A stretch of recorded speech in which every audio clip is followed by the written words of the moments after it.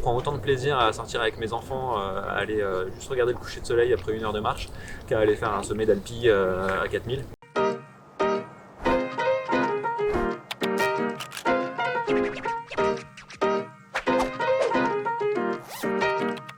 Alors ce qui est dur, c'est de passer du statut d'aventurier au statut de papa. Moi j'ai commencé quand même à aller en montagne tout seul pendant des années, à faire des trucs un peu plus engagés. Par contre, quand tu deviens papa, il y a une grosse frustration. Et je pense que tous les papas derrière la caméra s'en rendront compte.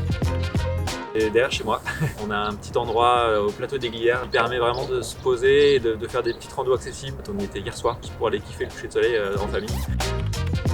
Et de la patience déjà.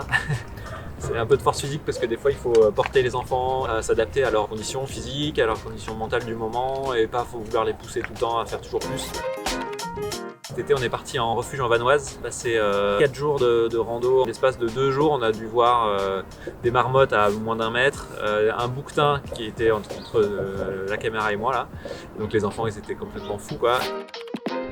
D'essayer de ne pas se coller à un écran avec ces gamins et d'essayer de les sortir de là sans forcément les couper non plus de ça parce qu'on est tous dedans et c'est notre société d'aujourd'hui. Parce que c'est un couteau. C'était le premier cadeau que j'ai offert à mes enfants pour aller dehors. L'objet qui symbolise vraiment l'aventure.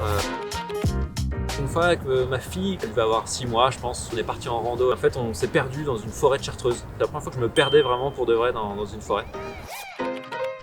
Captain Fantastic, avec Viggo Mortensen qui trimballe ses enfants d'une manière à la fois super inspirante et à la fois des fois un peu dérangeante et avec un mode de vie complètement déconnecté de la société et donc voilà, il m'a beaucoup parlé et à la fois il m'a vachement remis en question aussi.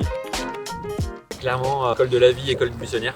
Je trouve qu'on apprend beaucoup plus de choses à faire des trucs avec ses mains dehors dans la nature plutôt que je suis assis sur une chaise.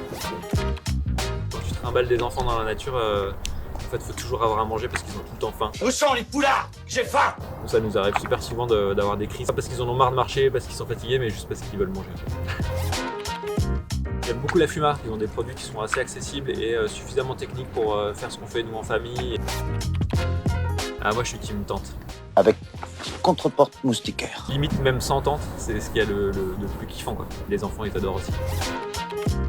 Sur le chemin noir, la traversée de la France, par des petites routes que j'ai vraiment adoré, qui m'a inspiré, qui m'a aussi vachement donné envie d'aller là à côté de chez nous et pas forcément à l'autre bout du monde pour voyager et pour découvrir de la outdoor.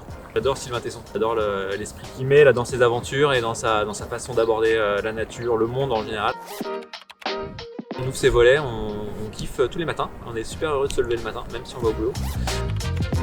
Malheureusement on prend sa voiture pour tout faire. Je pourrais me sortir un paddle et puis j'irai pagayer là. Là il donne bien envie. Allez les gamins, tout le monde dehors!